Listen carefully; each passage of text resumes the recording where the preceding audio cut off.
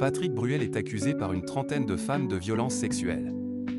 Alors que plusieurs concerts du chanteur ont été annulés, ce mercredi 27 mai, Éric Ciotti, maire de Nice, a réagi à l'affaire sur les ondes de RTL.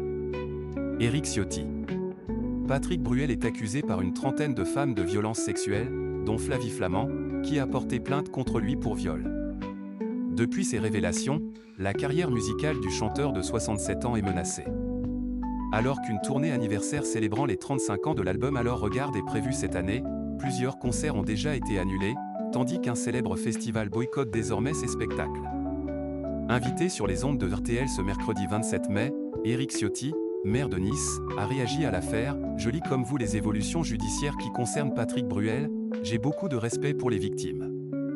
Maintenant, la justice doit passer, et j'espère qu'elle le fera avec transparence. » Alors que Thomas Soto lui demande si le concert de Patrick Bruel prévu le 31 octobre prochain sera annulé, le maire de Nice déclare « Des places ont été achetées par des gens, c'est à Patrick Bruel de prendre sa décision. Ce n'est pas au maire de Nice d'annuler un concert. Ce n'est pas le contribuable niçois qui va payer, si on annule le concert, cela signifie que la mairie devra rembourser les places. » Le maire de Nice a toutefois confirmé qu'il ne se rendrait pas au concert de Patrick Bruel.